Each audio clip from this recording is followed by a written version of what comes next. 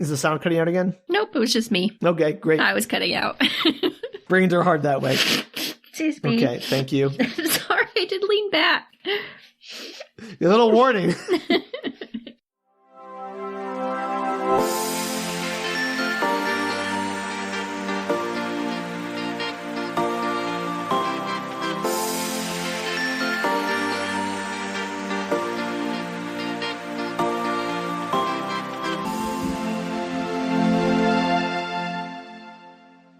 Hello and welcome to Book Retorts. I'm Sam. I'm Danielle. And this is the podcast about sharing your weird media finds with your friends who don't know what you're talking about. That's me. That's you, as usual.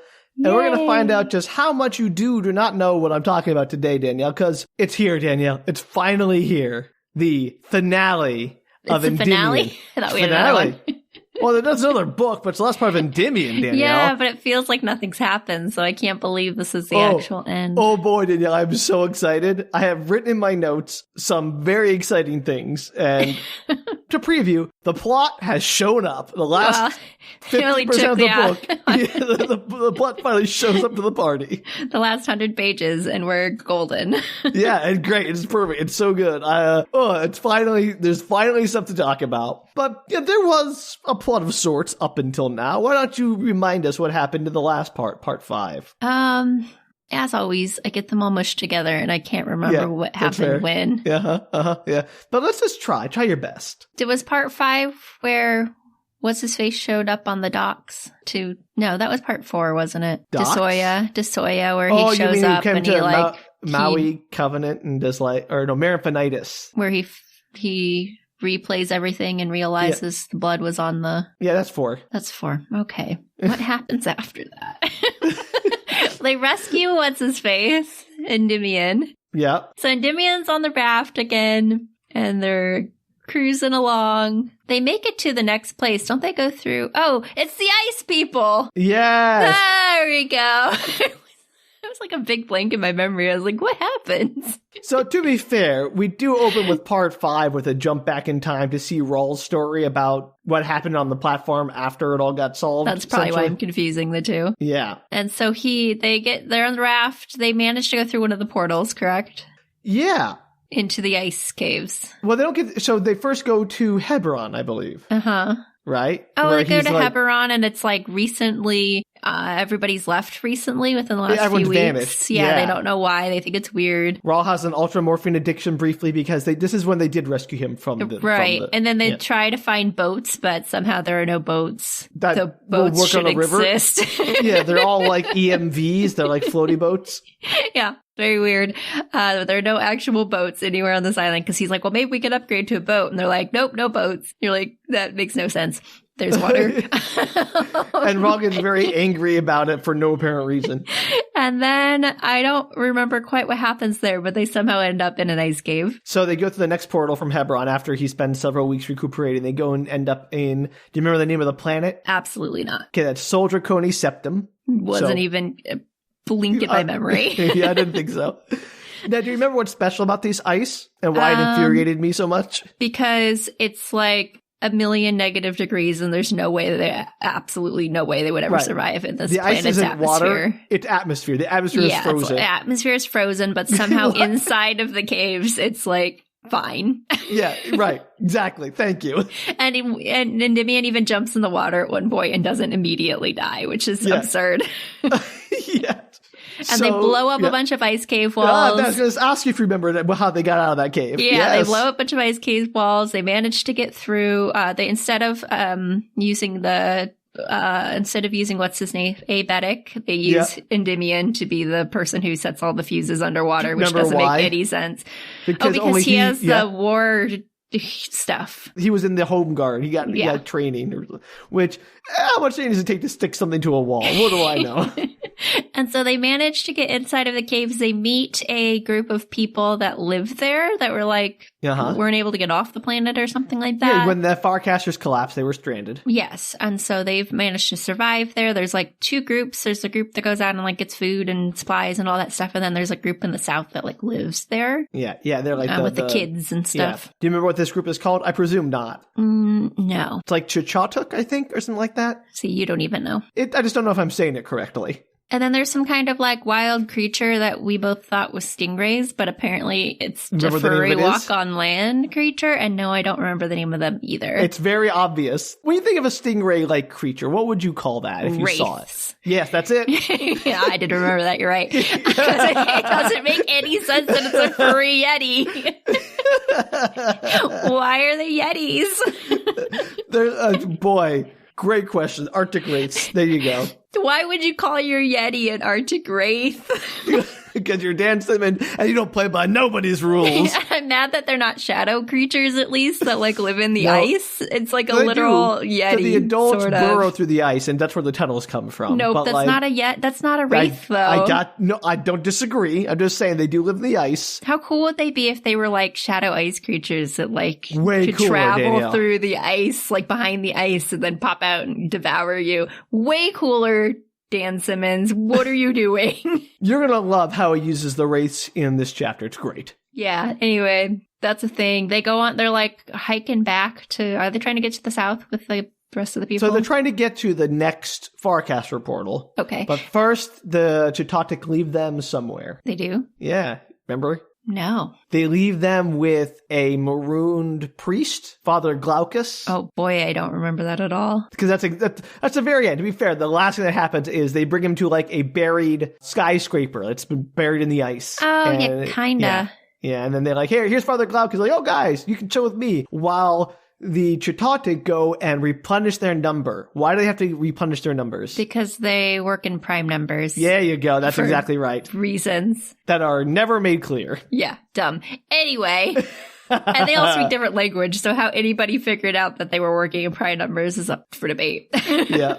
To be fair, Glaucus does communicate with them in their language, but that didn't help Raul and Aenea, who figured it out anyway. Yeah. Crazy. So, yeah, I think I did pretty well. I deserve pat on my back. Oh, we're not done yet. That's only half of it. What happened to Father de Soya during all that?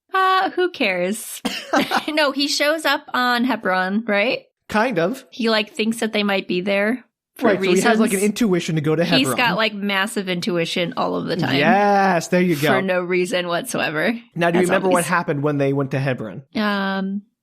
Trick question. They didn't actually get to Hebron because... That would be why. Yeah, because remember, he doesn't wake up in Hebron. He wakes up back on Pacem because the ship arrived in Hebron and got scared off by ousters apparently and fled. And then they like Spanish Inquisition him. Yes, there you go. Yeah, and like some of his crew died or something. One of his crew, Rettig, is reported dead. And then he's put back into service because, he wasn't doing really anything bad. Yeah, and so he has to go and talk with Cardinal Lorduzimi, who is like, I'm going to tell you the real reason for your mission. And then ends the chapter there. Right, we didn't find out what it was. Yeah, exactly. After spending the entire chapter discussing all the different artwork as they went through every room of this guy's chambers. And I was so angry that just tell us what the act, get to the point. No.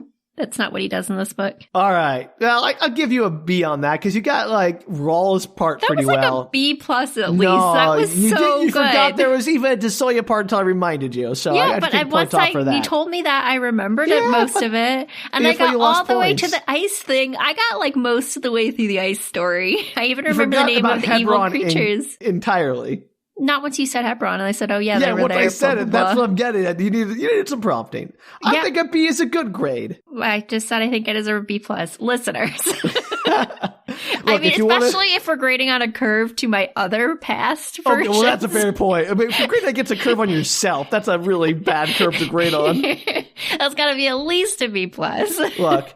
If you want to dispute your grade, you can fill out a change of grade form and submit it to the dean. There were 2 episodes ago on Endymion. I literally could not remember a single thing that happened. So I think I deserve a solid B+ on this. All right. Well, we'll split it as a B+, a B half plus. That's not how that works at all. I can make it my own grading rules, Danielle. This is my classroom. Yes, I suppose so. Carry on.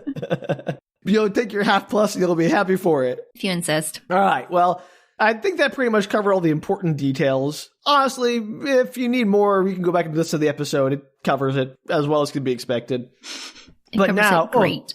I'm so excited to tell you about part 6 here. Final 20% of the book. It all comes together. Does it? No, actually doesn't. No, but But a bunch of new stuff happens that is way more interesting than everything else that's happened so far. Does she finally find her architect? No. And what's even the point? I mean, we'll get to it, Danielle. All right, so we open with Father de Soya. So we pick up in the same room. He's with Cardinal Laduzami. He's like, I gotta tell you what the real purpose of your mission is. So here's the real purpose of the mission. Oh, we do get to find out. No, actually, first he says, what do you think of the room and the art in it? And we have this whole digression about like all the art in the room and how some of it is new and like how there's been a renaissance of spirit in the galaxy and the Pax has been responsible for the rebirth of spirituality and Aenea could destroy all that. I just can't with this book. Just get to the point. This book is like that one friend who tells a story by never telling the story. Yes. Yeah, that's his book. Anyway, so to skip over all of that, apparently the Pope had a vision, which is a not uncommon thing for this Pope to be visited by God, quote unquote, in his dreams. I mean, what's his face also has lots of visions, practically. De Soya? Yeah. He has more intuitions. Aenea has visions. Sure. So apparently the Pope is visited by God in his dreams, which is how the Pax learned when Aenea would be coming up out of the time tombs on Hyperion and how to be there. So like all that questions we had about how they know, magic Pope visions is how they knew. Is it really God though? It could be just like the Shrike. Sure, we'll get to that maybe. It could be literally anything. It could be the AI. It could be what's the thing they just supposedly destroyed but is not really destroyed? The Technocore? Yeah, the Technocore. It could be like some kind of weird implant thing. It could be a million things. Have I not read the book?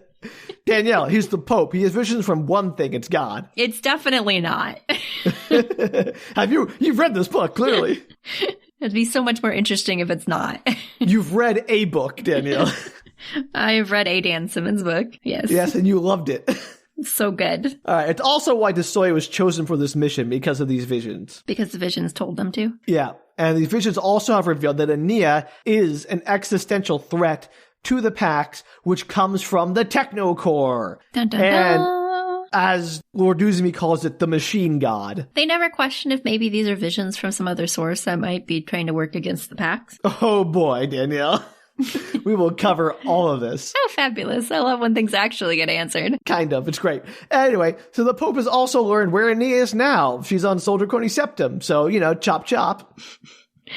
Such a workaround, but okay. Yeah, it's great. Lord Duzumi goes on for a long time about how the Technocore will destroy humanity with the help of the ousters and a million iterations of the Shrike pouring through Farcaster portals. And honestly, that sounds freaking awesome.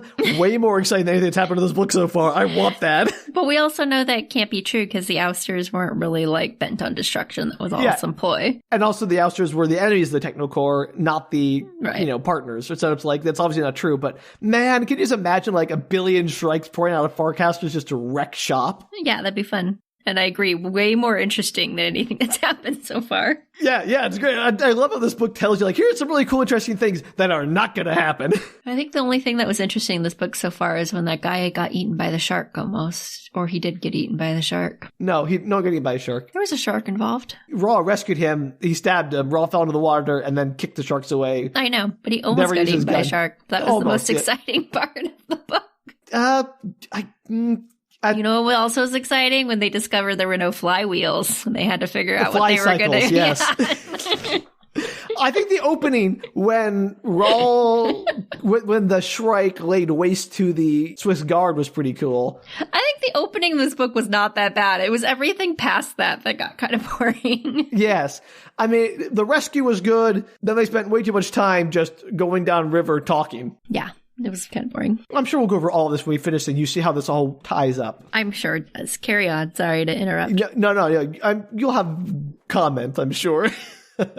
I'm looking forward to those. Anyway, so the Pope has declared a crusade against the ousters, like a literal crusade. And to coordinate this offensive, which would normally be impossible because it takes like 20 years of time debt for a message to reach across the Pax because of the way, they've lost the fat line instantaneous communication. Mm-hmm. So to coordinate this massive offensive, they're having every world in the Pax over the next decade build one massive warship that's going to use the same special technology that the Raphael, the Archangel ships use to instantly transport around the galaxy. Do they know where the ousters are? Yeah, they're constantly fighting them along what they call the Great Wall, which is their like perimeter ship line around their territory.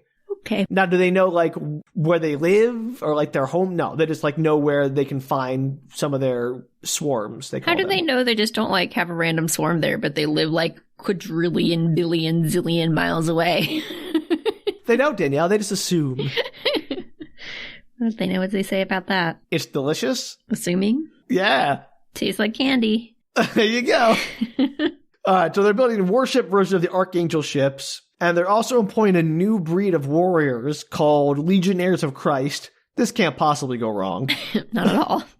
The Crusades went very well. Absolutely. And these Legionnaires are enhanced, but Lorduzimi assures de Soya that they are totally human, completely human, promises. Big promises. And one of them is being assigned to de Soya to replace his unfortunately dead previous crewmate. Mm-hmm. And she's being assigned to do a very particular task that de Soya apparently cannot do, which is kill Aenea. There's like, we can't capture her. She's far too dangerous. So your job is to get our assassin to her, and she'll do the deed because we know you're a man of principle who couldn't stomach that. So the original plan was to capture Aenea. Yep. And they realize they can't do that. Or they realize she's too dangerous to even capture. How come God didn't tell them that from the get-go? God works in mysterious ways, Danielle. And aren't you also kind of complicit with the murder if you just bring the assassin to her? Are you still a man of principle? Look, I'm not saying that de Soya doesn't have qualms about this. He certainly does. Also, a big deal is made of her name. Like, so I'm going to tell you her name, and her name is... And it's Rhadamanth Nemes. Yeah, sure. Names. I don't know how to say it. Nemes. I'm called Nemes. So that means nothing to me. It probably is a reference to something. I did not look it up. So what good listeners, are you? Let me know, I guess. If I looked up every reference to this book, I would do nothing else. So could be fun. Okay, go for it. We'll go, Danielle. I've got enough going on in my own life. Thank you. Yeah. Okay, great. So I'll brook no lip from you, young lady. So Rhadamanth Nemes is assigned to de Soya. Have a nickname we're going to use? Nemes. Okay. All right, sure. You don't like Rhadamanth? I was just curious. As much fun as it is to hear you say it every single time. Anyway, and he's sent off to Sol Draconi Septem to find Aenea. Speaking of, guess who we jump to? Raul and Aenea. They spend like 3 days in the buried skyscraper with Father Glaucus, and we get to read about every moment of those 3 days. Wonderful. Which I am going to just largely skip because it's just mostly them talking philosophy that we've already covered a lot of. He wanted to drive his point home. So Glaucus warns them of the dangers of the wraiths a lot and how they all have to cross the surface, which is wraith territory, to get to the next Farcaster portal. Glaucus is a follower of St. Tellard, and if you remember from the previous books, which I'm sure you do, who St. Tellard is and what his philosophy was? Do unto others. Not even close. This is also why Father Paul de Rey named himself Pope Tellard I. Yeah, the name's familiar. I just can't tell you anything about the person. So his whole idea was that humanity's purpose is to keep evolving and eventually will merge at the omega point with the Godhead. And like God comes from humanity and we become one with the Godhead at some point in the future. Sure. Yeah. And like everything we do, all our evolution is pushing humanity to that. And Glaucus is a follower of St. Tellard, and he believes in all that, and he thinks that even this technocore is playing some part in shaping humanity's evolution. And that the unique thing about humanity that it brings forth is empathy, though the current church doctrine rejects that and says that humanity's big thing is devotion. Screw that empathy thing. Yeah, basically when the new pope took over, he chucked out all of the previous pope's empathy stuff. Like, no, it's devotion. Yeah, Jesus was big on the devotion, less on the empathy. You know, facts, Danielle. So anyway, we cut back to the Raphael, which arrives in the system. That's the Archangel ship, not the Ninja Turtle. Darn it. I know, way more interesting than Ninja Turtle. Way more interesting. I was all excited for a second. So I can't count with this bunga for you. Funny. And we learn a little more about how it works. For whatever reason, Simmons just puts a paragraph here about how the Archangel ship works. For whatever reason, because he does. Yep. What do you want from the man? So its giant engines are actually a hoax. When it goes past light speed or when it like transitions, it doesn't actually like spin up like the previous drives used to do.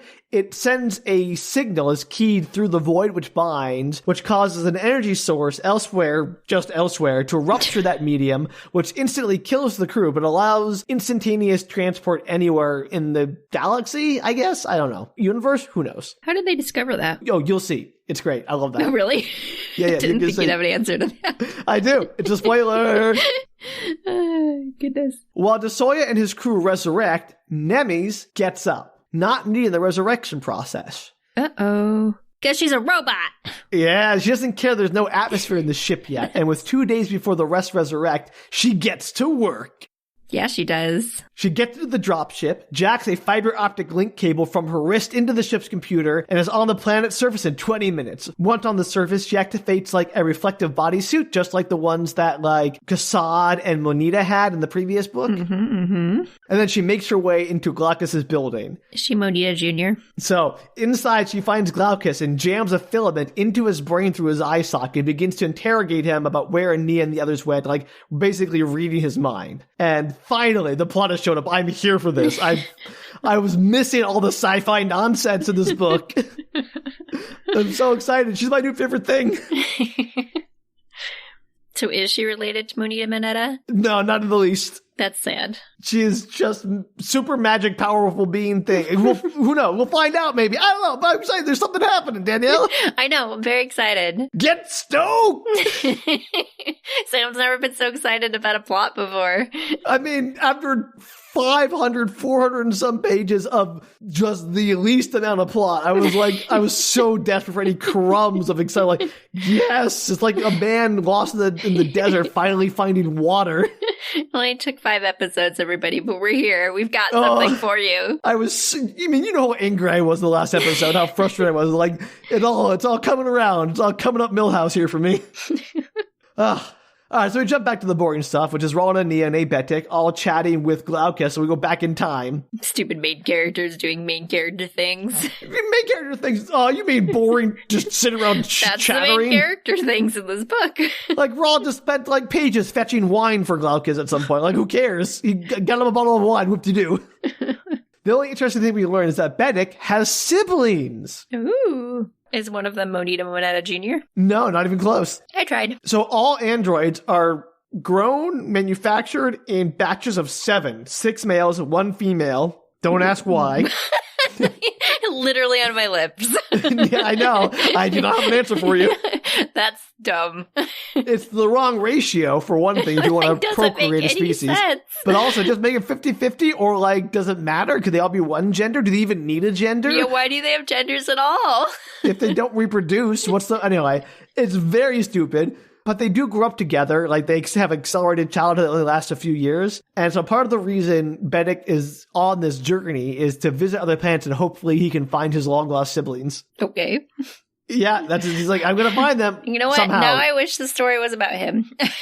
Isn't it amazing how everything we learn about all the other characters are way more interesting than anything we've learned about Raul so far? Yeah, it's amazing. Incredible work. Like, did he plan it that way? I don't know. Maybe it's satire. Maybe it's brilliant satire. Also, there's a big discussion about how love is a part of the void which binds, and it's a physical thing. Like, actual physical thing. So there needs to be a new genius born into this universe that can explain the laws of love, like how we had previous people explain the laws of physics to us. How come they seem to know more about how the world worked previously than they do now? What do you mean?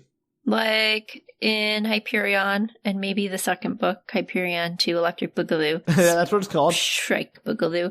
They, seem to understand more about, what made up the world or the universe and things in between. And so the previous one, they didn't. Because remember, they basically stopped their growth intellectual curiosity when the core was doing all the thinking for them and giving them things like the Farcaster. They did, but we knew a lot more in those books. Was that just because we knew I don't know, felt like we did. No, because they were wrong. They were wrong about how the Farcaster worked. They were wrong about the void. They didn't know about the void which binds in those books. But we know what Don't we know about it now? Well, that's because in the previous book they learned about, like, the Keech Cybrid went off and explored the metasphere and learned about it. So how come none of that information, is it just because that one character knew? Yeah, it's like, it wasn't common knowledge, and then all the communication went down in the universe. Okay, I do no longer remember how I learned anything from any of the books, so. That's fair.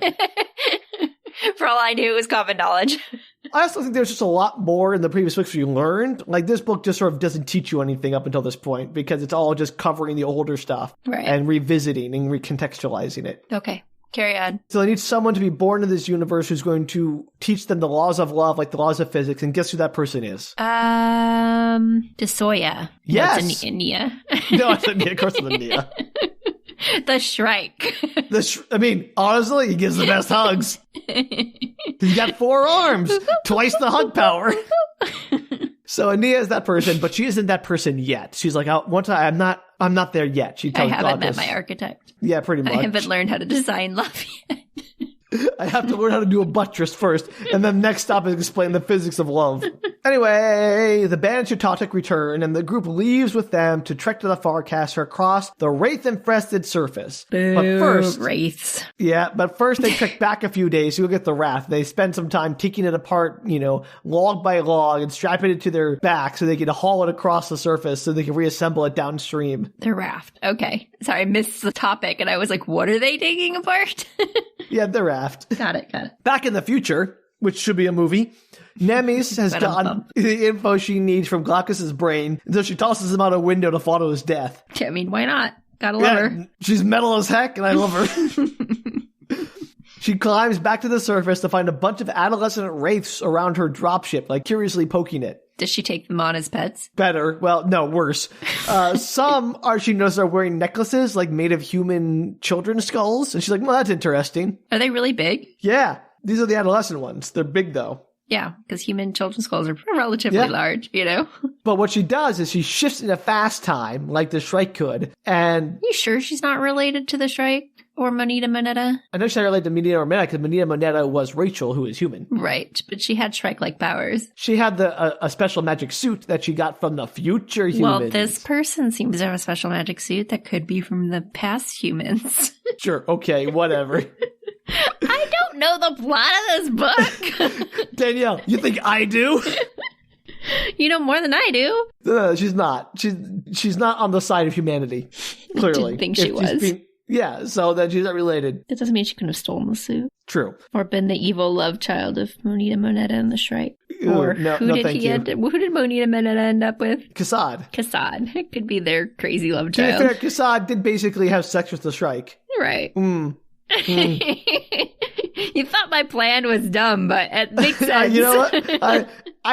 I find it strange that has never come up again. And why was that even a thing if it never is not relevant? Because none of his things are relevant. That's the best part of these books. You're prophetic. Anyway, she goes to the fast time the way that they could, and she just murders all the wraiths while they're frozen in slow time. That's sad. She could have made them their friends. It could have been a little group. Her backup singers. You might get the idea that she's more about the stabby than the friendy. Okay, got it. I want to put it in terms you could get. I understood what you were saying before. I was just sad about it.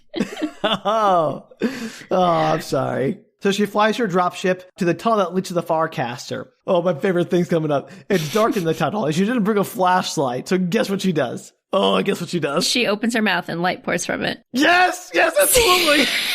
Really? Yeah, yes. She opens her mouth and a flashlight beam comes out. It's the best. I never thought I'd guess something that Danielle Simmons would write. Oh, I love it so much. This chapter is just think of the most ridiculous thing, and that's correct. That's weird that I guessed that. I thought you might, because you're like, what's the weirdest that can happen in this moment? And you got it. It did feel but somehow the most obvious, but also the weirdest combined. Yeah. She got mouth beams. Why not it comes out of her hand? Why not they come out of her eyeballs, like in cartoons? Nope, gotta be a mouth light. That seems so difficult because you'd have to keep your mouth open, get all dry. It'd be terrible, a terrible system. What? It doesn't make any sense. It's like, she's a magic robot person. Just like give her a flashlight built in someplace. It's not hard, but why the mouth? What if you got into a fight? So you like shut your mouth because now you need it dark, and then you like open your mouth and get hit in the mouth, and there's light everywhere, and then it'd like keeps going rave, in like and a strobe out. light. Strategic light blindness. You just like open your mouth and blind your opponents like you a start to cobra breathe spitting through your venom. mouth because you're heavy breathing because you've been in a fight, and then it like blinds. I don't know. It'd be terrible. The light just fades in and out as you pant. Impossible to control. Oh, I'm so glad you got that. Now you know why I'm so excited for this part of the book, is like everything crazy is happening. Finally, this is the stuff I missed. So she hears footsteps and stops, and she kills the light. I don't think she closes her mouth. She just turns off the light, which is less interesting.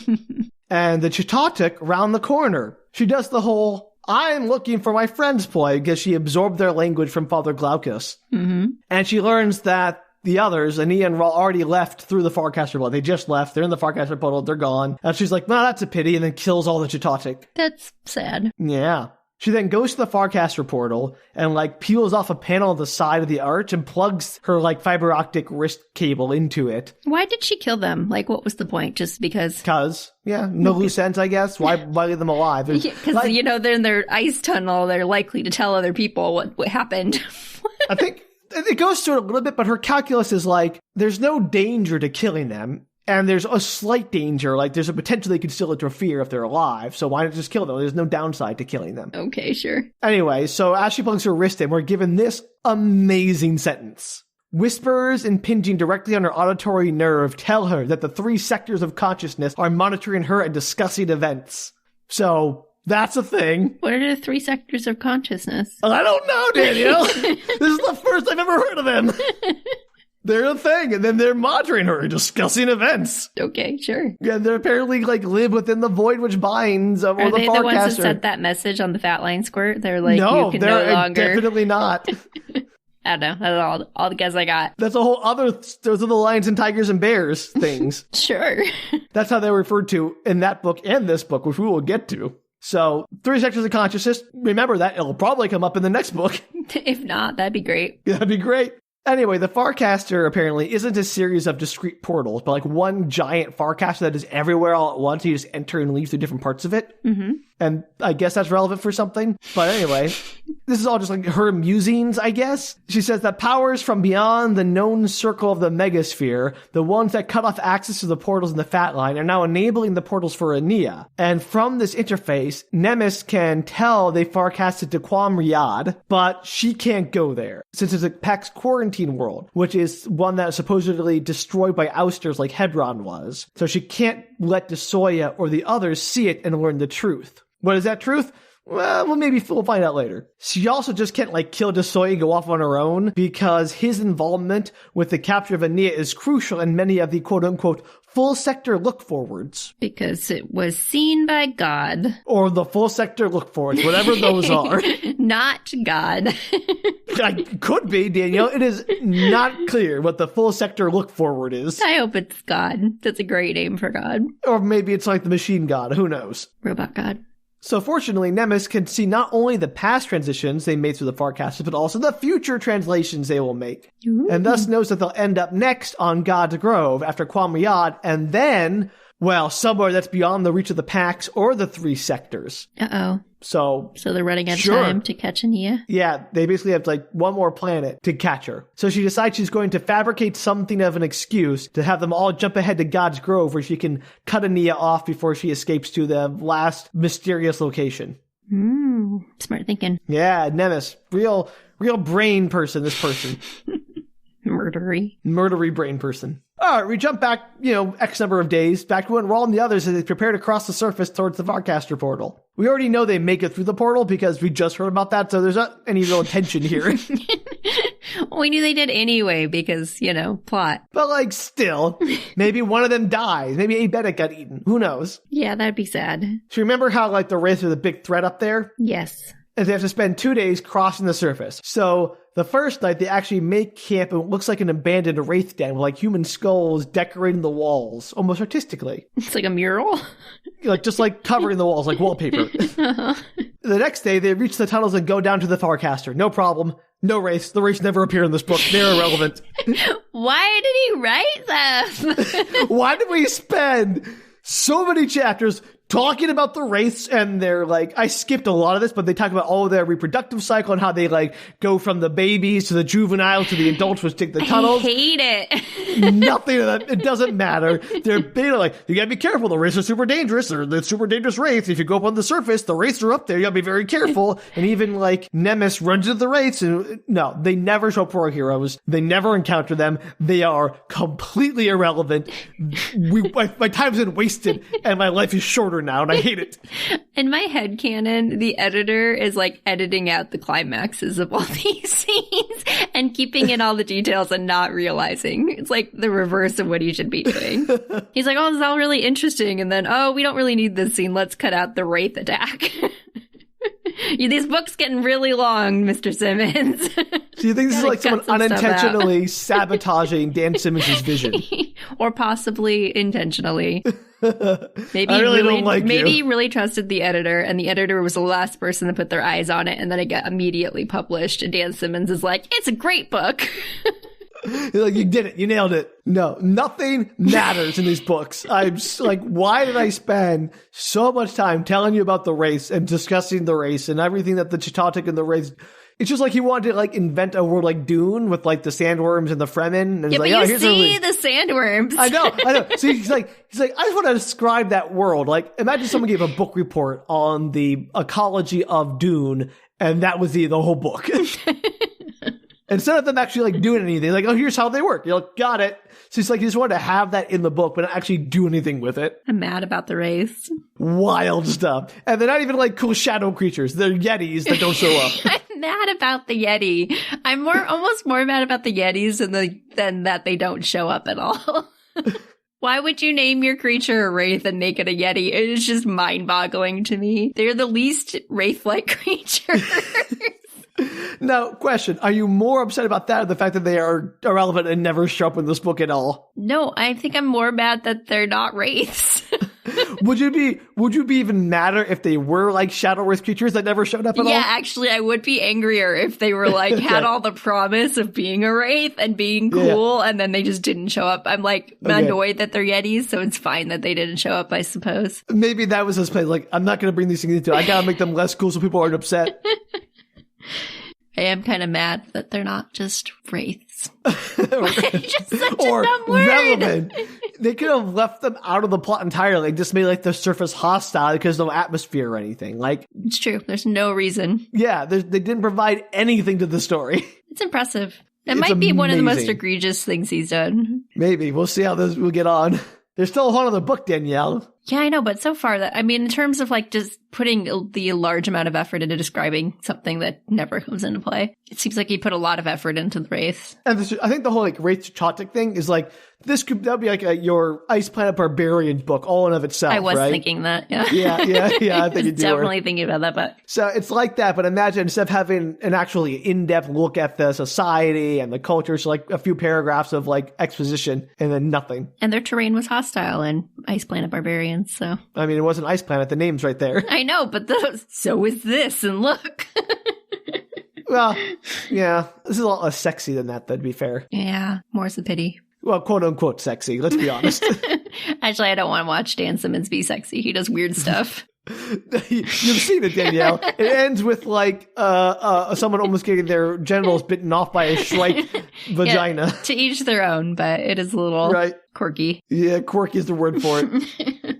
All right, so we're going to move on from their completely, like, drama-less trek across the surface to the Farcaster. Like, it's a shame, because this is kind of the coolest planet. Yeah, literally. Haha. But they spent this whole time just like, it's going to be really hard to cross the surface. And I skipped out on, like, how they had to suit up in these special pressure suits made from wraith intestines and everything. And it just, like, it wasn't an obstacle at all. They just, like, breezed past it. Amazing. So weird. It's so weird. He writes so weirdly. It's astoundingly bizarre. Like, I'm not saying it's good or bad. I just do not comprehend it, I think. So anyway, on Quamriad. So on Quamriad, they discover that, as with Hebron, it appears abandoned. But unlike Hebron, where it seemed like all the people vanished all at once, there appear to be signs here that people knew something was happening and tried to gather belongings or set out themselves to pray before whatever happened. Like there were prayer mats laid out, but clearly hastily and then abandoned. Is there a timeline on when they think people abandoned the planet? No, they have no idea. Okay. In the middle of this, Aenea is suddenly overcome by pain, gasping out that something awful happened, and not just in this world, but also behind them to the Chichatuk. Did the architect die? It's very much Obi-Wan Kenobi feeling a great disturbance in the Force. Because what's-her-face killed everybody? Yeah, pretty much. Or something very bad happened here, and it was somehow she's getting echoes of that, which she didn't get in Hebron for some reason. I don't know. So she quickly sort of passes out and has a high fever. They get her to a hospital and settle her into a autosurgeon again, just like they did with Raul on Hebron. This is such a useless skill. There's something wrong with the Force, and then you pass out. How helpful is that? At least you would know, I another guess. Problem. So Raul and Betik talk a bit. Luckily, Betik speaks Farsi to operate the autosurgeon, so that's great. It's an autosurgeon. Does it not have any other languages programmed into it? It only speaks in Farsi, although it has English text on it in some places you can change it to. Sure, okay. So Raul looks around the city a bit, and towards evening, he sees a tall figure has appeared on the raft. Is it Moneta Jr.? Maybe. Is it? I don't know. The Shrike? We'll find out in the next chapter, because first, we're back to Sol Draconi Septem. I almost thought you were going to say the next book, because that felt like, why not? Yeah, why not? Book ends here, Danielle. It's over. Sorry, short chapter. I wouldn't be that surprised, I'll be honest. Me either. So back in the Sol Draconi Septem system, de Soya wakes up from resurrection in the usual stupor. However, when he goes to get dressed, he notices something very strange. His coffee mug is slightly out of place. Yes, that's what you would notice, and not that your person that came with you is missing. No, she's there. She's back. She came back in the back. Yeah, she came back and erased all her tracks, all that kind of stuff. So is it grossly out of place, or is it just 3 inches over to the left? The handle is turned slightly, so when he reaches for it, he doesn't immediately grab the handle. That's nonsense. The book spends so many paragraphs telling us why he's this is an old sailor thing where he knows where everything is in its place, so you can find it in his storm, and he's very fastidious about making sure everything has a place and everything is in its place, and it's okay, fine, I believe you, book, stop telling me. I think he's obsessed with coffee mugs. Yeah? Why? Yeah, between this and when he found the prints on the other coffee mug for what's-his-face, Endymion, he's just obsessed with where coffee mugs are, what they represent. Sure, okay, yes, He's got an OCD about coffee mugs. I thought you said Prince, the Prince and the Frog. Prince. And I'm what? I got it. I was there was a Prince on a coffee mug? Prince, I'm sorry, they're pronounced the same. Non-English speakers, I can't tell you why. Yeah, no, I agree with you, Daniel. I thought it was much more interesting. When did he get a wanted poster for Prince on a coffee mug or whatever? Anyway. Focus, Sam. This tells him that it feels like someone bumped his mug, and he's all suspicious now. He's got his instinct up. So is there they're traveling through space while all this happens, right? Yeah. There's no way that the ship could have had a little bump or something and the coffee mug got rattled? You would think, but no, apparently not. They're just smooth sailing. There's no turbulence in space. They have I forgot what they're called, but force fields, or whatever, that hold everything in place. Sure, but never, ever? Apparently not. Is he the first one up? Are other people awake? Yeah. No, he's the first one up. Huh. I don't know if my first thought would be somebody must have gotten up and moved my coffee mug 2 inches to the left. Also, to be clear, he doesn't call it a coffee mug. He calls it a coffee bulb. But I'm not doing that. That's fair. Because why? Because it's funny.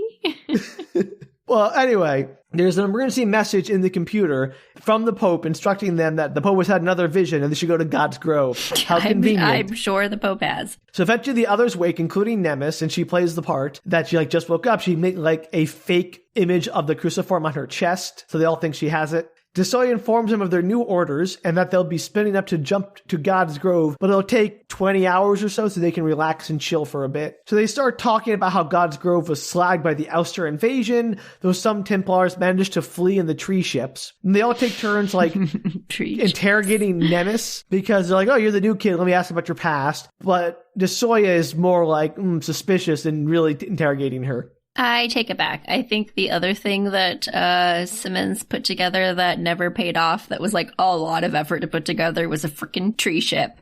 Oh yeah, the Templar thing was How they're going to like have the Shrike fly the tree of thorns through space. The entire plot of that guy and his tree ship made no sense. It like just did not do anything. It made perfect sense. It just never paid off. It was like, here's what this guy thought was going to happen. It did not work out that way. Oh well. That also almost actually more annoying than the wraiths, but not by that much. I would say it's way more annoying than the wraiths because like it was way more interesting than the wraiths were. That's true. It was like a whole plot line. I would have loved that if he had flown the tree ship through space, like bringing atonement to everyone, or just like had anything happen with that. Yeah, nope, never met. Yep. So sad. I'm going to start making a list of all the things that Dan Simmons put together that didn't actually come to fruition and how annoyed I am on a scale of 1 to 10. If you could, I would love that, Danielle. Please do. You should go back, listen to all 700 hours of our Hyperion episodes and get annoyed all over again. Now, like once we finish them, you know how it all plays out. You go back like, oh yeah, that never came back. Oh yeah, that never came back. Yeah. Annoying. Anyway, sorry. Thank you. I mean, I'm going to hold you to that. When we finish the last book, eventually, because I will need a break, please do that. Okay, on it. So, when they're ready to get back into the resurrection creches, de Soya goes last, as is customary for the captain, I guess. But instead of getting in the creche after the rest of them, he spends some time digging through the ship's logs. He first reviews all the logs of their encounter at Hebron, where the ship came out of orbit, and he sees that they're like the recordings of the planet show had been turned into radioactive ash, like the whole place is slagged and burning before the ousters attack and he flees. But we know that's not true because Raul and the others were on Hebron and that wasn't part of it. So clearly the images have been faked, and de Soya is a little suspicious that the images have been faked. Why? He's just feeling paranoid right now. He's having an internal vision. Yeah, but then he strikes a smoking gun, Danielle. There was an unusual thruster pattern that fired twice, 4 hours apart. A pattern he recognizes as one that is used when dropships leave or come back to a ship so that it can compensate for the inertial mass of the ship attaching or leaving from the main ship. Mm-hmm. So the dropship had left and come back while they were still being resurrected. Dun, dun, dun. They have all this technology and it doesn't occur to them to wipe this. So what he says is that it would be exactly the kind of thing that if someone told the computer to wipe all evidence of the dropship leaving, it might have missed this little tiny detail in the ship's thruster logs that no one else would have noticed except for someone who spent decades on ships watching thruster logs, I guess. Sure. Whatever. Yeah, it's very convenient. Oh, and also, just in case you forgot, Sergeant Gregorius had told him in a moment of privacy that back on Pacem, a buddy of his had seen what looked like Rettig, the person who died, being loaded into an ambulance headed for the headquarters of the Holy Office, which, if he had died in the resurrection, wouldn't have been the case. There would have been a body. So, that's all very suspicious. It is very suspicious. I think he's being played. Yeah, duh. So just before the jump that kills him, de Soya sets up some secret commands on the computer and then immediately is pulverized and the ship jumps. And his remains are automatically transported to the resurrection crash by his captain's chair, which is super convenient. What a smart chair. Back in Quamriad, Aenea is feverishly talking to Raul, and she knows that what the figure he saw on the raft was the Shrike! Oh, boy! Oh, yay, we get a Shrike sighting. Yes, the Shrike actually turned to look at him. Why are they surprised? I mean, the Shrike was involved with them for quite a while. Kind of. It was there at the very beginning. It appeared once in the ship, and then now back on the raft. Mm-hmm. I wouldn't say that's a while. I would say that's Yeah, but it's possible you will see the Shrike. It's obviously the Shrike's involved somehow. Yeah, sure. I think they're just that's spooky. Aenea feverishly babbles that she asked Glaucus to travel with them to save his life, even though he was not a part of her dreams, but he refused. Now he and the Chichatuk are dead, killed by what's chasing them. And then she asks Raul if he loves her, but then is all, sorry, I'm feeling a bit unglued in time. That's not a thing yet. I was going to ask you if she declared her love for him. I'm glad that happened. She's like, Raul, you still love me, right? And she's like, oh, wait, no, I'm sorry. That's not something that happens yet. Never mind. I'm feeling unglued in time. It's weird. And Raul's like, no, of course I love you, kiddo. Me and Abetic here. We're going to take care of you. I'm having absolutely no sexual thoughts about you whatsoever. So much not that. Because you're not old enough yet. Oh, boy. I have some things said at the very end of this book, Danielle. Anyway, she goes on that the thing that's chasing them is not the Shrike or the Pax, but from the Technocore. So when Gladstone destroyed the Farcasters, the core retreated, but is still around. The Pax is working with the Technocore? So here we get into it. Here, finally, the exposition dump that explains not everything, but some stuff. The church, meanwhile, started to be revitalized under Pope Paul de Rey as Pope Tellard I, but when he was murdered, either by agents of the Technocore as cybrids in the church or as part of internal church politics, Hoyt was resurrected and became Pope as a much weaker man. It was such a weird choice to resurrect the other guy. I think it just happened. Like, it wasn't a choice. He's just like, oh, this one guy back. I guess he's the Pope now. To make him the Pope is absurd because it's a completely different human. No, same like physical matter, I guess. So this Pope apparently made a bargain with the Technocore. The core taught him or gave him the technology to fix the resurrection process. So remember how it would leave them sexless and stupid? Yes. Well, the Technocore's like, here's how you don't have that happen. Let's give you that technology. It had to come from somewhere. But in fact, also, the core created the cruciforms and sent them back in time, like the time tombs, or the future core machine god had created them and sent them back in time. Wait, the core created the cruciforms? Yeah, the cruciforms were made by the core. So if you remember, how? In the future, their machine god made them from magic machine god powers. I don't know. From starfish. So I don't know if you remember this, but back in the previous books, there was this whole plan they had where, like, all the planets, they had these labyrinths on them. Yes, I remember the labyrinths. And the plan, or one of the plans that the core might have had, was to get everyone into the labyrinths, fit them with the cruciform so they could live forever in the labyrinths, like, as contained human beings, and they could then siphon off their brain computing powers. I do recall that, yes. Yeah. So that's why they invented the cruciforms and sent them back in time, I guess, for that purpose. It doesn't explicitly say that, but I'm only assuming based on the previous books. How come they didn't use them on the humans in the future? Because they're fighting the future humans are way too powerful, I guess. Okay. Is my only guess. I don't. And so when they sent them back in time, the Bakura, who first got the cruciforms, were like a test case to see how it would work. And they saw the problems they caused, which was the stupidity and the sexlessness. And so they managed to fix those problems and gave those solutions to Hoyt in exchange for some kind of massive Faustian bargain. Why fix those problems? I mean, That is a question I have as well. Because wouldn't you want stupid humans? You don't want ones that are trying to, like, revolt and get out of the mazes. Who cares if they're sexless? Yeah, that's weird. Why would you care? They don't need to reproduce. You can resurrect them infinitely. Yeah. Like, you'd prefer them to be mice, really. Yeah. Nope, but apparently this is a problem for the core. Doesn't make any sense. Maybe you get better brain magic if they're higher levels of thinking? Maybe they're like, all right, that plan failed because Mina Gladstone, blew up our massive weapon in between of the Farcaster. So plan B is we'll trade them a solution to the problem in exchange for our little bargain here. Yeah, maybe it was plan B. Sure. Yeah, that's like, well, they'll be smarter, but we'll have more people. To be clear, this book does not describe it as Plan B, but I'm going to make it Plan B to make it make more sense. That's the only way it makes sense. This book makes it Plan A. Yeah, that doesn't make any sense. No, it does not. Why would you want the thing you're eating to be smart? Great question. So it's not the church that's after Aenea. It's the Technocore. That's who she's a real threat to. Like, remember back when she said, I'm not here to destroy the church? It's because she's here to destroy the Technocore. Okay. So the Technocore gave the answer to the humans, to the Pax, so they could have eternal resurrection that is very Faustian. It feels against the church ethics, but okay. Oh, yeah, they don't care. Hoyt was like a weak man who craved power. This was his ticket to, like, taking over the universe. Like, the resurrection was how the Pax gained its foothold over the universe or the galaxy or whatever. And so now you're like in charge of everything. And they are doing the bidding of the Technocore by trying to kill Aenea? Pretty much. So they're just like, basically the Technocore is the puppeteer behind the Pax. Yes. So the Technocore holds the keys to their resurrection technology, which they need to maintain their power and their eternal life. Otherwise, they're all going to be like dead or turn into the Bakura. Did they learn nothing from the Technocore previously?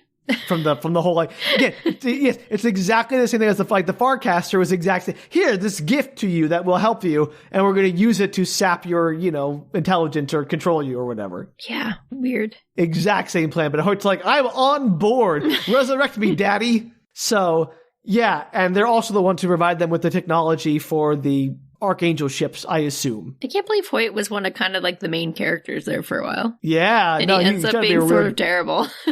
He's awful. He's like he's all power hungry and weak willed. I think when he died or got the cruciform, he's like, this sucks. And it's like, I'm going to take anyone's deal who can stop the cruciform from sucking for me. Yeah. I don't remember how that caused like massive pain for them when they were away from Hyperion. Yeah. Yeah, so that's no longer a problem either. Probably one of the other things they fixed conveniently for them. Yeah. Amazing. Yeah. Can't believe we followed so many pages of a guy who's a terrible human being. That's kind of great. I kind of love that, actually. Like, that's a good twist. Good job.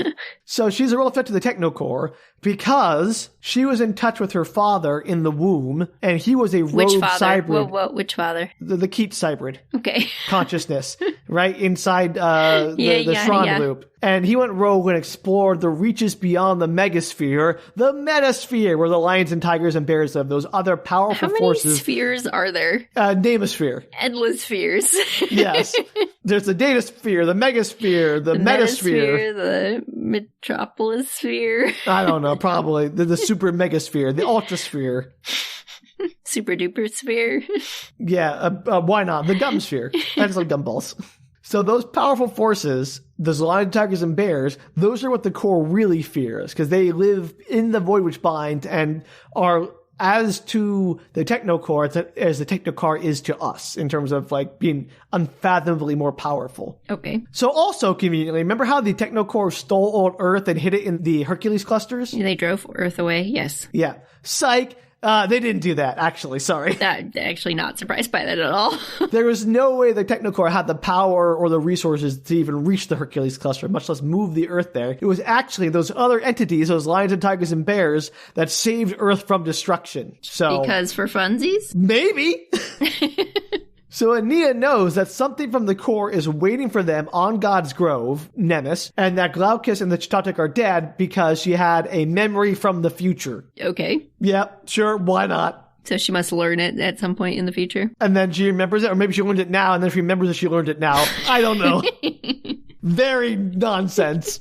So she doesn't know how the Shrike fits in, since it depends on who sent it. If it was like the machine UI, or the human god, or if it's acting just on its own accord, doing the Shrike thing. Did we ever find out more about the Shrike? Maybe. Not in this book. Wouldn't it be funny? That would go on my list of things that are created that are never explained that would be really annoying to me. I'm going to tell you, Danielle, pencil it in. Raul and Abetic promise that they'll stay with her and protect her and help, and she calls them her Tin Woodsman and Scarecrow, which is funny because Raul is dumb, so good on Scarecrow. And kind of offensive because Abetic, I suppose, is not quite a person in her eyes. Yeah, does he ever get to find his siblings? I don't know, Danielle. Because I'm invested. That one throwaway line, I would like to know. Maybe. I don't know. But the Wizard of Oz metaphor continues as she calls herself the Cowardly Lion. Sure. She doesn't seem very cowardly. Danielle, I don't, it's just, you gotta keep those Wizard of Oz through line from the first book for some reason. Sure, why not? So on God's Grove, Nemes wakes up again and takes the dropship down. She finds the portal and goes downriver a bit until she finds a good spot just past the ruined stump of what was once the World Tree. She muses that the Pax could have recolonized this world, but the core had forbidden it, for it has its own plans for this planet, I guess. So in a canyon with rapids, Nemes strings up a bunch of invisible monofilament that will slice apart anything that like drifts past into the rivers, like the raft and the people on the raft. Ooh, cunning. Then plants a bunch of futuristic smart claymores around the shore in case they try to escape that way. And then a bunch of earwig bomb things that like burrow into people's heads and explode. Ew.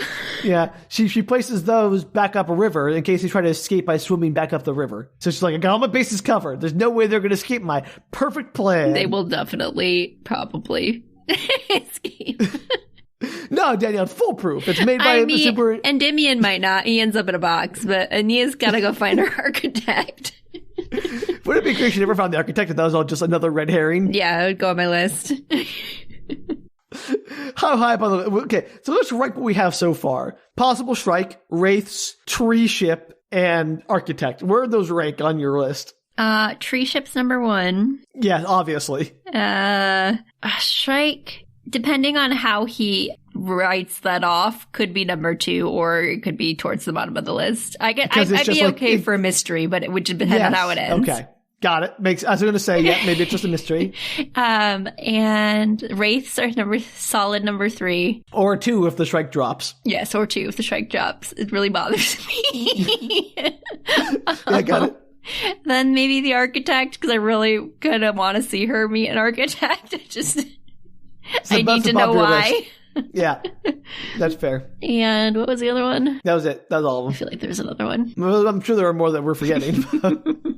I'm surprised you put the race so high, not just the fact that they're not ghosts. It just really bothers me. Yeah, fair enough. Such a good word, and he used it so inappropriately. Aw, you tell him. Write him in. She's also hoping that the Shrike will be with them and hopes it will fight her and see her as a threat because she wants a challenge. I thought they were friends. No, maybe. She's not sure whose side the Shrike is on, so it really depends. But they were all like good time friends at the beginning where she was like, no Shrike, bad Shrike, no killing, and he killed anyway. No, this is Nemes, not Aenea. Oh, okay, sorry. I was on the other. You're right, Nemes is not Moneta Jr. No, she wants the Shrike to be there so she can fight it. And she also has a weapon specifically for the Shrike called the Sphinx Trap, which was designed after the Sphinx Time Tomb. Yeah, I figured. Yeah. Will it work? Anyway, we'll see. It's specifically designed for the Shrike. I'm going to be real mad if she manages to take out the Shrike. Okay. Well, get mad. I'm kidding. Back in Quamriad, Raul and the others approach the raft with the still a statue Shrike on it. Raul pulls his gun out and he's all, put that away. It won't hurt the Shrike. And Raul's like, I think I can still blast it with this thing. Just for and fun. He's an idiot. He's like, I think he would still kill it, but I'm going to just let it go. I mean, nobody else has managed to except for Kassad, but I'm sure I can. Yeah, right. Absolute moron. And he was wearing his future, human suit thing, the Quicksilver suit. Yeah, wild. So slowly they get on the raft with the Shrike, who just does not react, and they head downstream, Shrike in tow. Ani is all, this is it. Our journey will end soon, one way or another, and if I survive, I can find the building I'm looking for, and I'll know it when I see it. She's looking for a specific building? Yeah, apparently. Did we know that? No. And they're on a road trip with the Shrike? Yeah. Why wasn't this the book 150 pages ago? Yeah!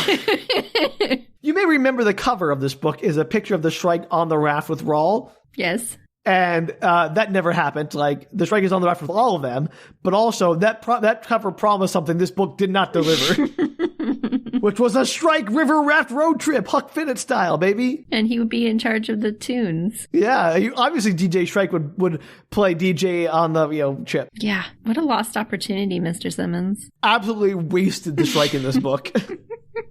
She also wonders what happened to the people on Quamriad and Hebron, and she concludes it was obviously the Pax's doing, since both Quamriad and Hebron were non-Christian worlds the Pax was never going to convert. Mm-hmm. And Raul is shocked, just absolutely flabbergasted that the church would do a genocide. And boy, does he need a history lesson. That's their whole shtick. Yeah. He's like, what? The church genocide? That's extreme, even for them. Maybe he hasn't learned any of his history. He hasn't. He's an idiot. So they finally cross through the Farcaster into God's Grove, and when they appear on the other side, the Shrike is gone. So just a very brief trip with the Shrike. I don't understand the Shrike at all. No one does. He was just there for the little party down the river with them. Is gone. He just needed a break. He's like, you know what? It is real boring. Walking is hard. I want to float. Raft time, baby. I've never been down a raft. I'm going to try rafting. We cut to de Soya, who awakens in great agony, just absolutely suffering. He had set their resurrection cycle to a dangerously short 6 hours instead of the usual 3 days. Key soon joins him, and in the same pain of rebirth that de Soya was in, but Gregorius's resurrection fails. So sad. Bummer. Yeah, I know. He was such a strong character to you. I don't remember him at all. Yeah. De Soya quickly lets Key in on his suspicions, and Key's on board immediately. Sure, why not? He's like, you found your coffee mug a couple inches the wrong direction? I'm sold. Yeah.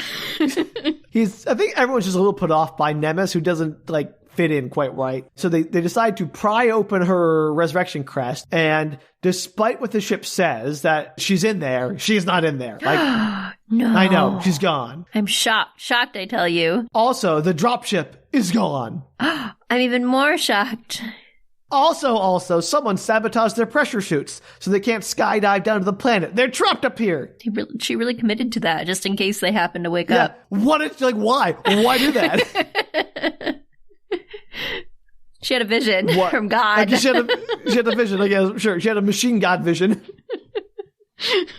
So the best de Soya can do is bring the ship in close to the planet as he can and, like, scan and watch the surface through their, like, telescopes or whatever. Meanwhile, Raul, Aenea, and Betik all realize they're on God's Grove, and they pull over to do some repairs on the raft. They didn't know they were on there prior to that? I mean, they just got there. Like, we're cutting to the point they just emerged. So they just realized it? They're like, oh, this is God's Grove. Yeah, they just came out, and it's like, oh, God's Grove, cool. Okay. And they pull over to do some repairs before Aenea insists that they push on as far as possible before it gets dark. Aenea also corrects Raul that it wasn't the ousters that destroyed God's Grove, but the fake ouster Technocore fleet that invaded. Yeah, know your history. Yeah, know your secret history, Raul. He doesn't even know the basic history, let alone the secret history. I mean, that's very true. Raul ably guides them downstream, aided by his, quote, years of experience as a bargeman, since a raft and a barge are pretty much the same thing, I guess. Identical, especially a handmade log raft. He's got skills.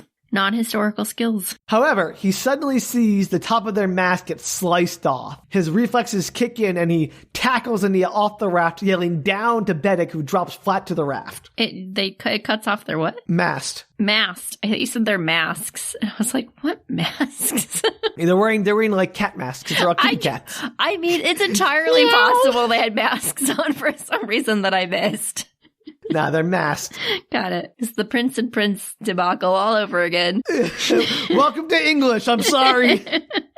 So he and Aenea cling to a rock in the rapids, afraid to move, since if there are more monofilaments, any movement could, like, slice their legs off or whatever. So she didn't, like, put them low enough to catch a raft? Well, they are, yes. The raft continues to move forward, and it's getting sliced up by a bunch of monofilaments, and Betik barely manages to, like, abandon the raft and jump to another rock before he dies, but he does get his arm sliced off below the elbow, his left arm. Oh, so, no, not Betik's left arm. Yep, it's gone, and the raft is destroyed. How will he ever meet his brothers and sisters now?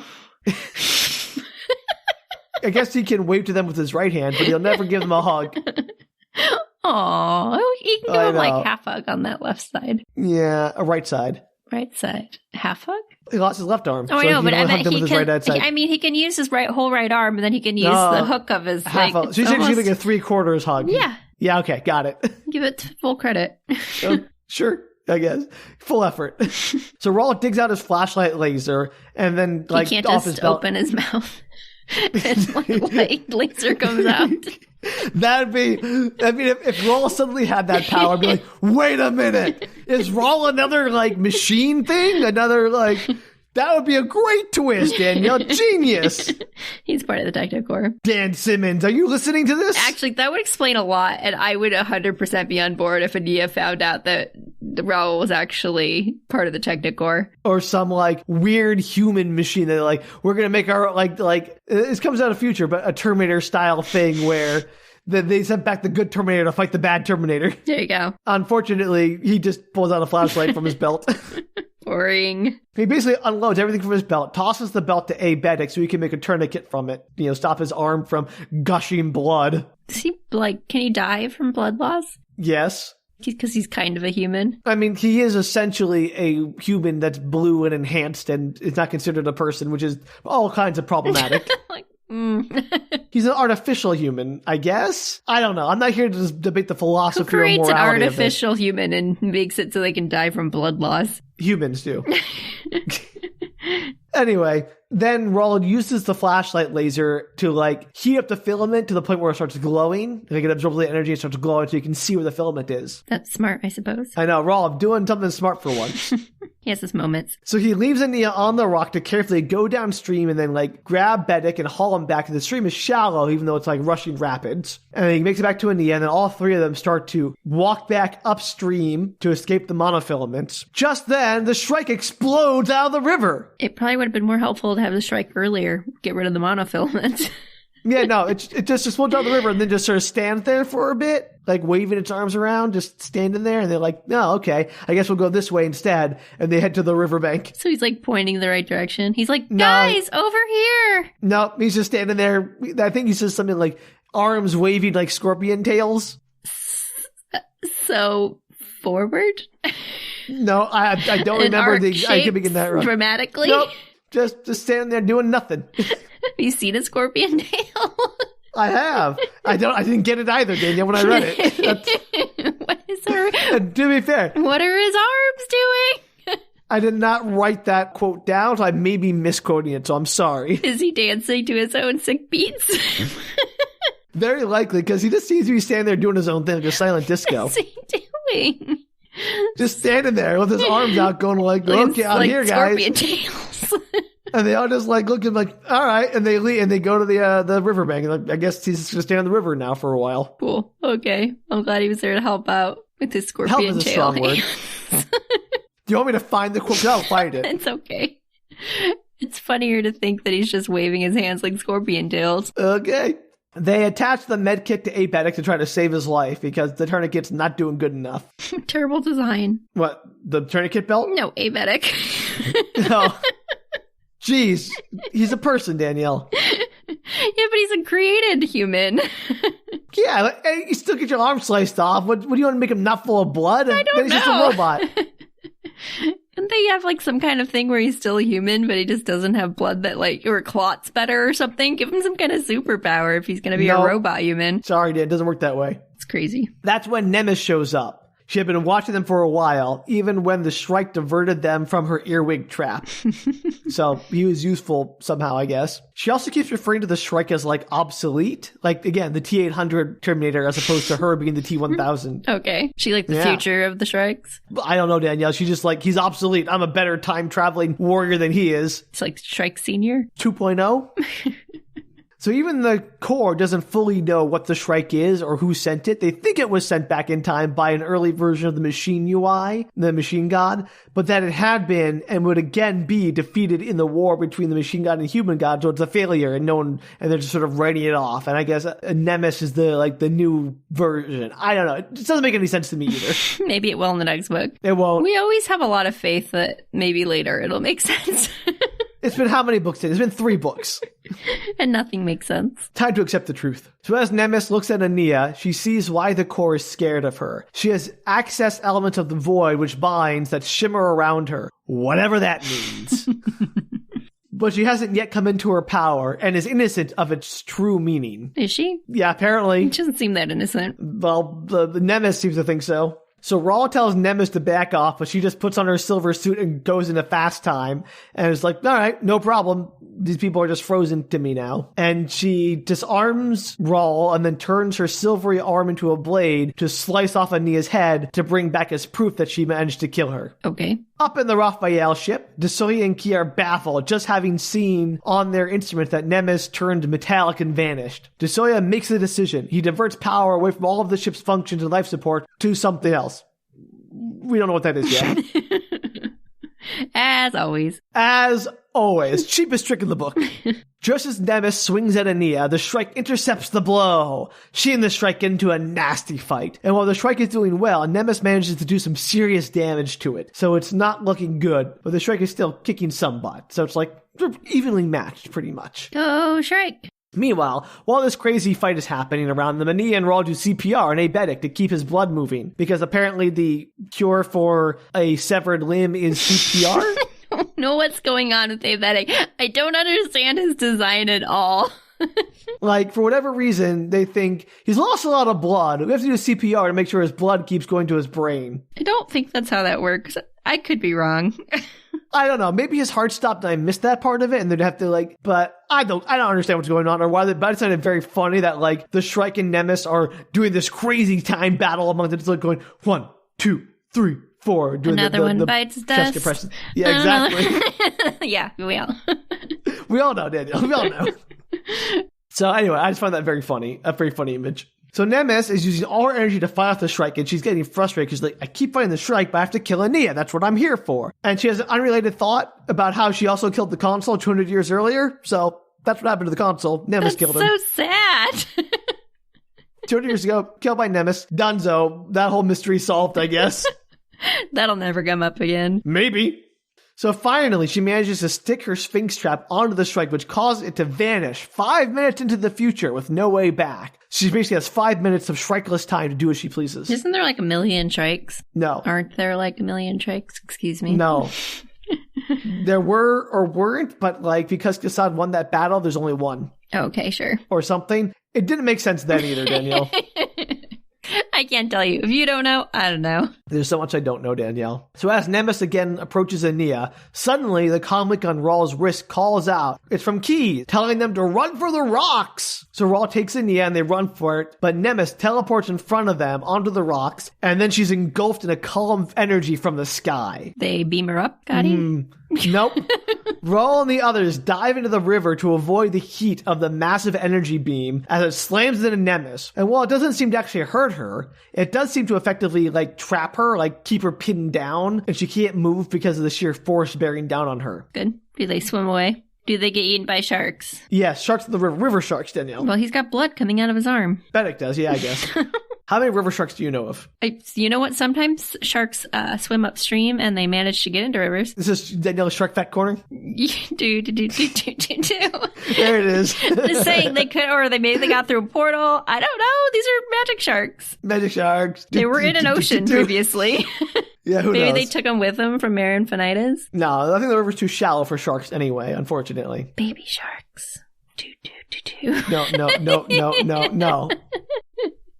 Anyway, too late, Nemes realizes she's in trouble because the rocks below her are melting, and she slowly sinks into the molten rock and is consumed by it and covered by it, her upheld fist the last thing to go, just like the Terminator. Darn you, Daniel Simmons.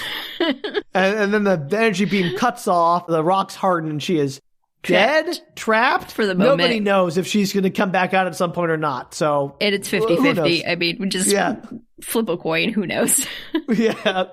So Raul and the others climb out of the river, and then the strike appears, looking a little worse for wear. But Aenea's all like, it's all right, let's worry about Abetic, who they realize needs urgent medical attention. Obviously. Yeah, obviously. That's when the voice on Raul's comlink pipes up, and they open a holographic communication channel with de Soya and Keys. Raul and Aenea recognize de Soya, and they ask him about Nemes, and de Soya tells them that she was supposedly some kind of new Legionnaire of Christ warrior, but despite what he was told, she clearly wasn't human. How could I have been lied to? I like that they're just talking to the person that's been chasing them for millions of planets. Dozens, maybe. Not even that. Like 7 planets, Danielle. Millions of miles. Actually, we can count them. It's like 1, 2, 3, 4, 5. 5 planets so far, something like that. Maybe 6. Thank you, Danielle. Always count on you for the laughter. I was counting.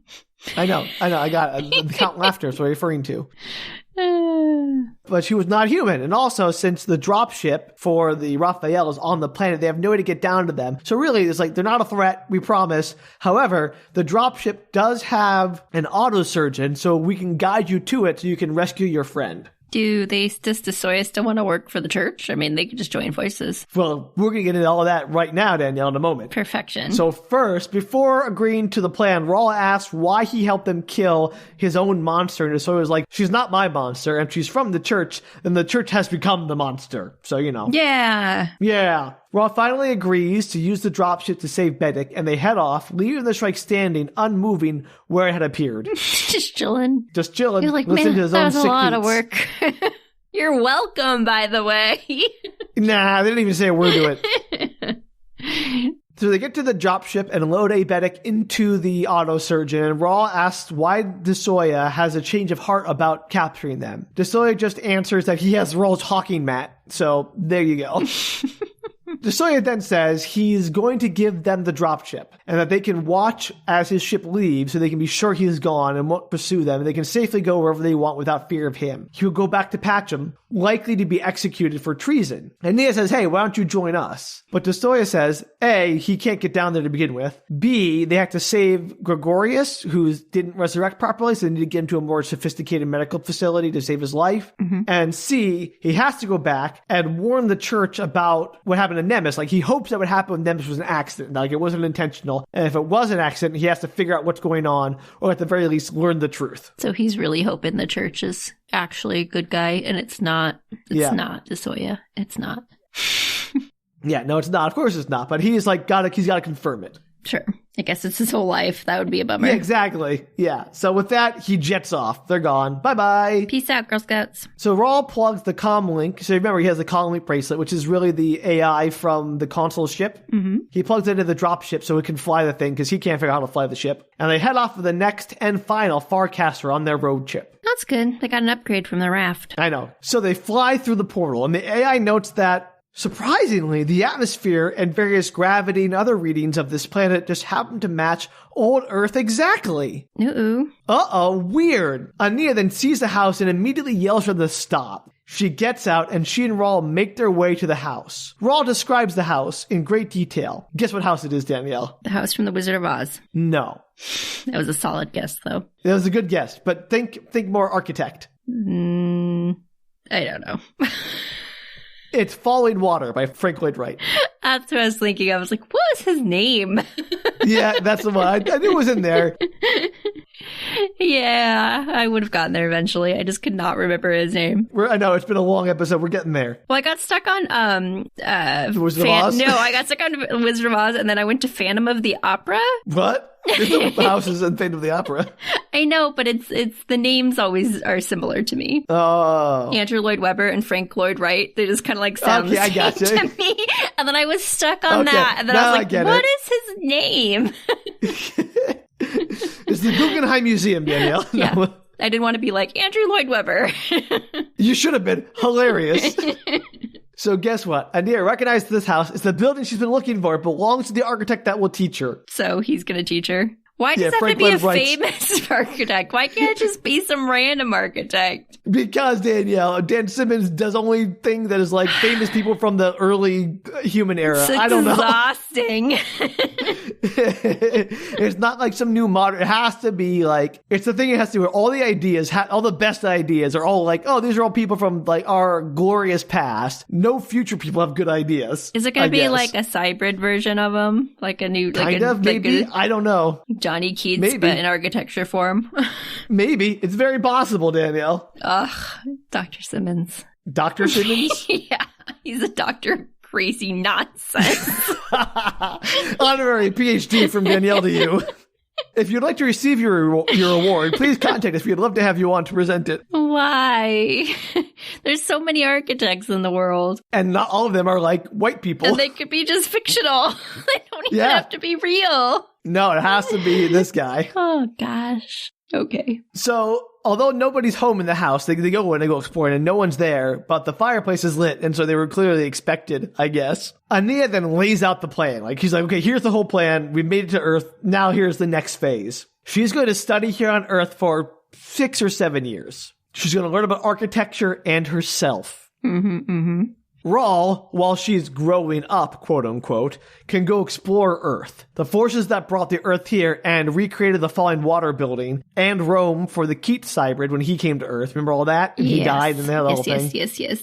Of magic chibi. Yep, that's it. They're doing some kind of experimentation here. Experimenting in genius or humanity is how her mother described it. Sure. Even bringing back people, too, like Frank Lloyd Wright, apparently. And it's kind of like hybrids, maybe, though not resurrection. It's not clear how the process works. Do we ever meet Frank Lloyd Wright? Maybe. Not in this book. When was Frank Lloyd Wright alive? I don't know. Was he alive during this book? Oh, I don't know. Listeners, write in. We're curious, because that's even weirder. That would be pretty funny. Keats is dead, so you'd like, fair game, I guess, but I'm not sure he was. Way too much. This book was written in 1996. I'm pretty sure Frank Lloyd Wright was dead by 1996. Yeah, I don't know the answer to that at all. Anyway, so they're experimenting in genius or humanity. Now, in addition to exploring the Earth and figuring out what these entities are up to, there are other tasks for Raul, such as he'll have to leave while she's still in school to go fetch the console ship. So he'll go through the Farcaster back to the planet they buried the ship on, and then he'll fly it back to her. But it would take way too long to fly all the way back to the Hercules cluster, so they're gonna have to meet somewhere in the old web as like a midway point or something. Then they'll both go to the outback and meet with the ousters. Like the outback of Australia? No, like the outback planets, like the backwater Like Hyperion was an outback world. Got it. It's just that the ship comm log chimes in and says they receive coordinates from someone or something, so they get back in the ship and head off to where those coordinates go. To the architect. So you think that'd be a pretty good end for the book, right, Danielle? Yeah, but it's not. No, it's not, because there's 2 more chapters. Why? Because, Danielle, guess where we go to next? I don't know. We cut to Raul. He's in his cat box writing this. Oh, yeah, I forgot. Yeah, we've got to bookend it with this whole meta story for some reason. Do we really? Apparently so.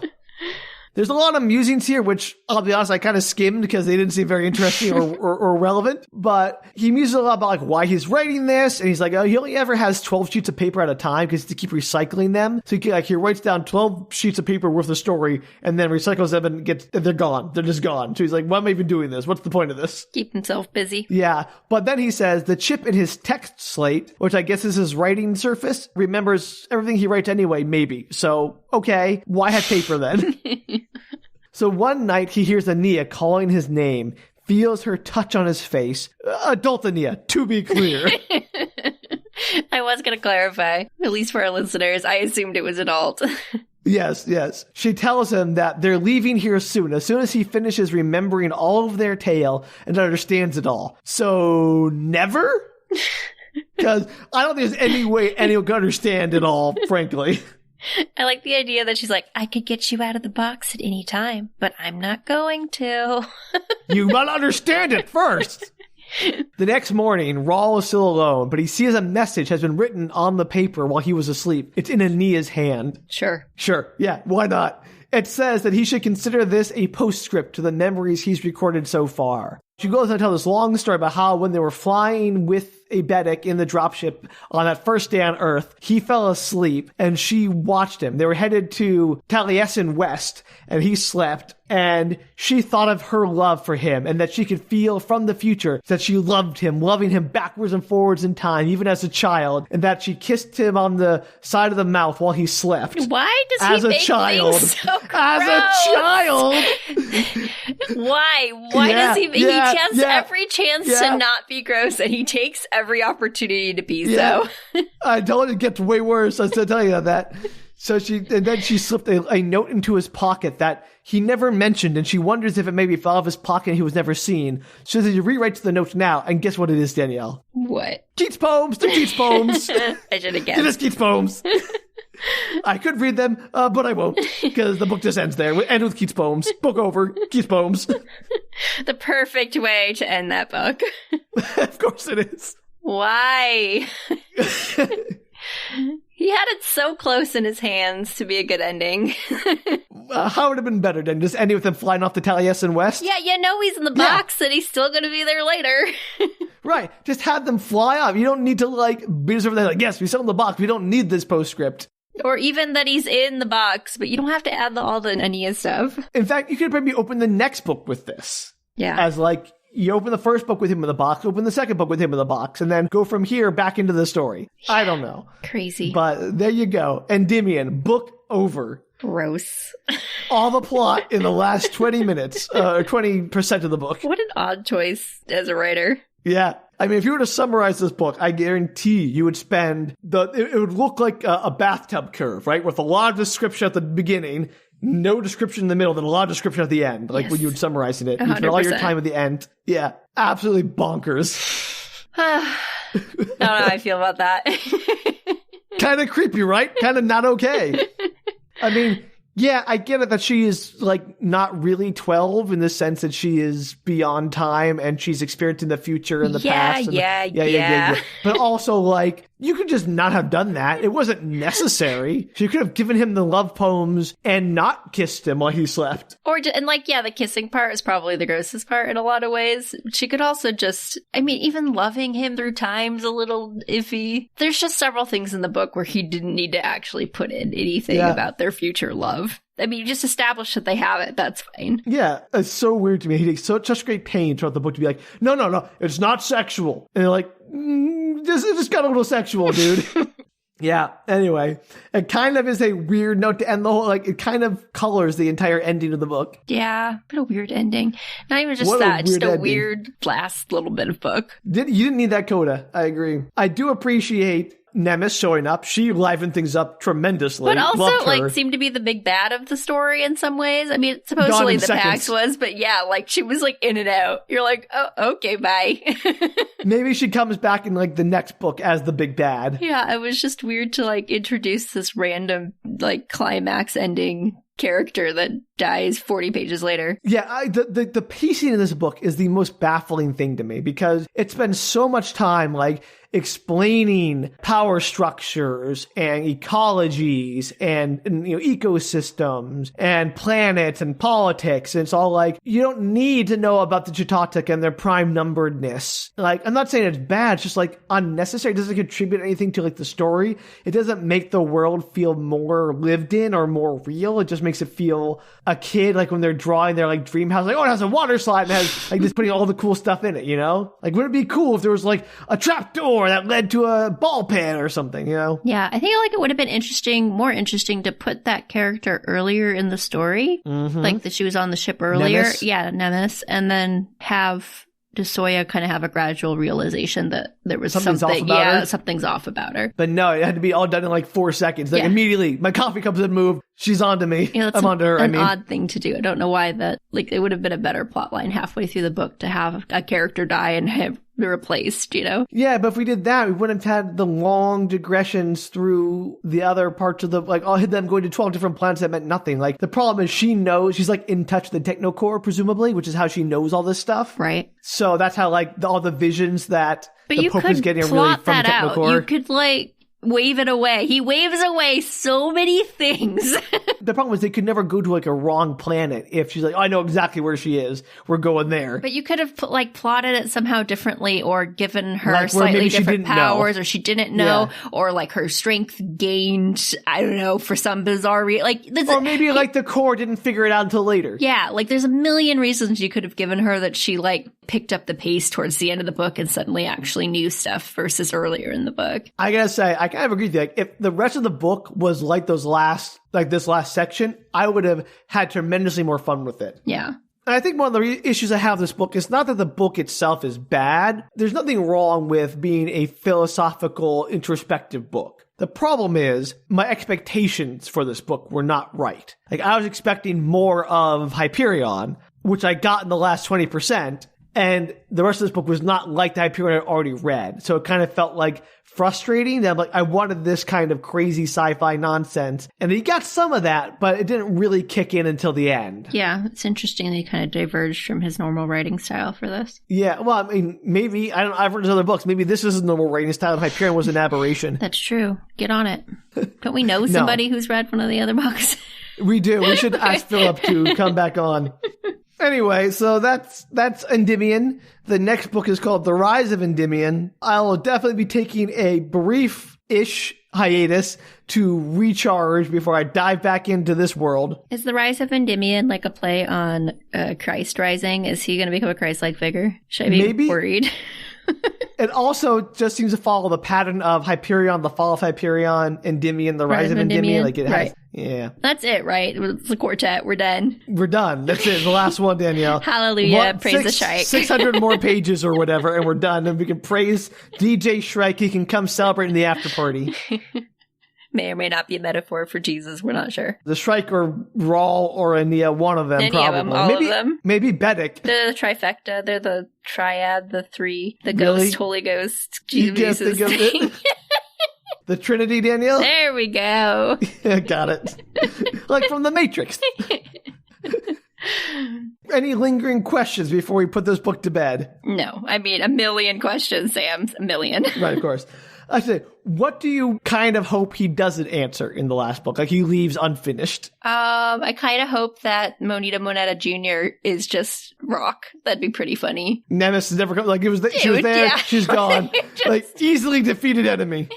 I'm on the fence about the shark. In some ways, I want answers, but I feel like whatever answers he gives me is going to be like way less interesting than me. Yeah, yeah. It's gonna. I'd almost rather he'd be a mystery that just randomly appears and disappears for no given reason. That is sort of his thing. I like it. I do like that the church is evil again. That was no surprise, but I liked It was evil from the start, pretty much. Yeah, well, I knew that, but it was nice to, like, see the things kind of come together a little bit. It was a nice twist, having the core be the one involved, and it makes really good sense. Like, that's the part that, like, of all the weird machinations, the core trading knowledge about the cruciforms to control the church and use the cruciforms to enslave humanity, that's a pretty cool idea. Yeah, that absolutely like offering humanity resurrection sense. and eternal life and say, all you gotta do is become one of our people. Like, that's a really cool Insidious plot. Yeah. I want more of that. That's the stuff I'm here for. And making a main character from the first book, like the thing that kind of made that happen is interesting choice. The evil pope? Yeah. So, like, there's so many good ideas in this book. I just wanted to spend more time with them, I should say. Well, maybe we'll get to explore all those ideas in the next book when we get to it. So close, everybody. Hang in there. So close. Well, thank you so much for that. If you want to write in and tell us your theory for how the Shrike came to be, you can do so at bookretorts.com. You can also tweet, Instagram, or Facebook us. Where? At Book Retorts. Thanks, Danielle. You got a little trouble there. I forgot. I didn't forget where we were. I just forgot to say it. That's why you were just like, where you're going with that. That was where I was going. That was the end of my sentence. If you want to fund our campaign to petition Dan Simmons to change the name of the wraiths to something else, or better yet, change the wraiths to race, you can fund that at patreon.com/bookretorts. Why are the Yetis called wraiths? Somebody explain it to me. I mean, I didn't read the book. Maybe there's more to it than Sam's not explaining. Like, let me know. If I missed it, yeah, I am willing to admit that I may have missed something about the description or their life cycle that made them more wraith-like. Validates them being wraiths. I'm so mad at the word choice. They should be cooler. Well, until then, don't kiss people while they sleep, please. Ew. Can leave the episode on a weird end, too. Hey, look, if the book did it, Danielle, so should we. Shit, that happens in a lot of dramas. Would not recommend. Yeah, don't do it. I mean, I don't care if you're Sleeping Beauty or Snow White. Don't kiss sleeping people. It's not cool. It happens in a lot of media, too, Danielle. Yeah, not just Dan Simmons. That's what I mean. It's a lot of media. Yeah. It is a very odd choice. Do not appreciate it. Yeah, and it's often between people who have not established any kind of actual relationship. Look, that's what makes it weird.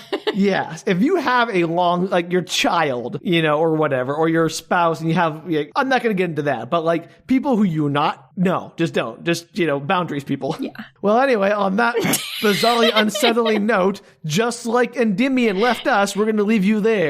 Bye. Take care, everybody.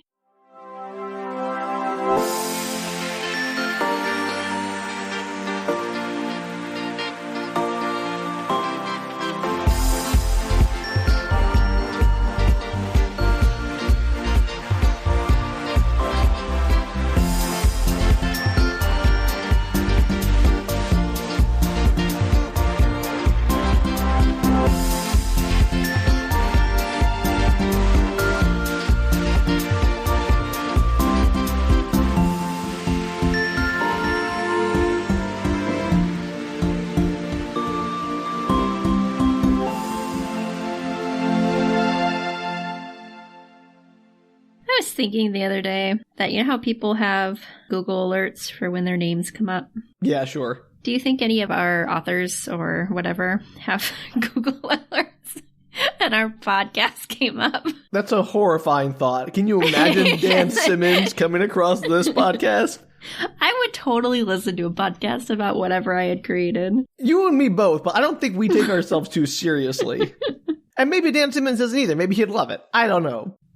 Not just Dan Simmons. I was just thinking in general, any of the things that we've done. I mean, I think what's-his-face who did the Hardy Boys would love our copy of that. Well, Franklin W. Dixon no longer exists and was a bunch of ghostwriters anyway. Ruin the magic, Danielle. Ruin the magic.